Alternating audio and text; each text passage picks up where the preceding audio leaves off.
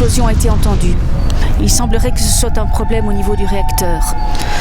La population se jette sur les routes, c'est le chaos.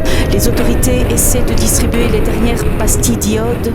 Et j'ai à côté de moi Monsieur Solarium, responsable de NJ Electrabel. Alors, y a-t-il matière à s'inquiéter?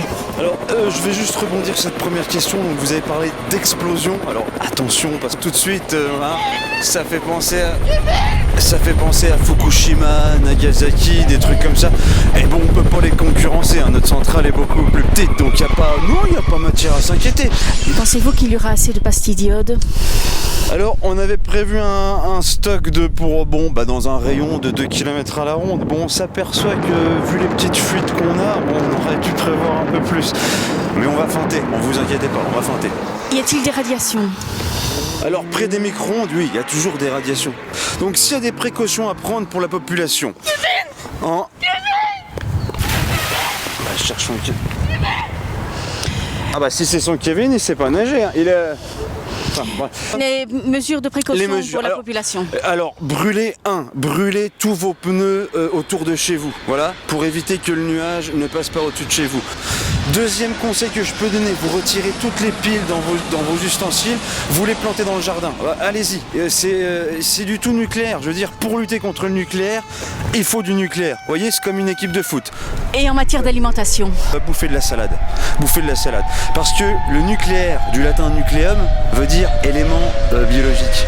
Alors, quelque part, si on réfléchit bien, la salade va capter les radiations, les transformer en bonnes radiations, et là, vous pouvez manger.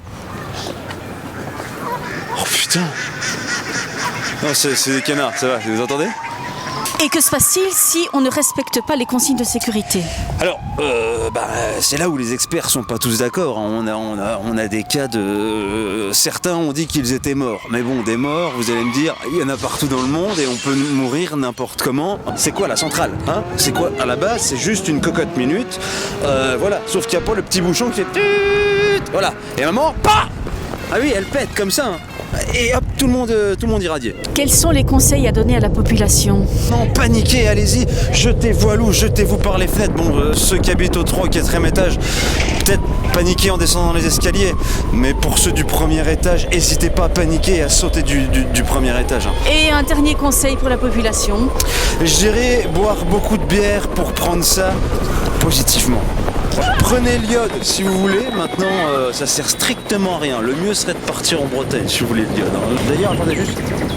Faut-il craindre... Attendez, c'est quoi ça? Qu'est-ce que c'est que ça? Ah, j'ai un couple de rossignols. Faut-il s'attendre au pire? Encore une fois, non, mais sans certitude. Constatez par vous-même.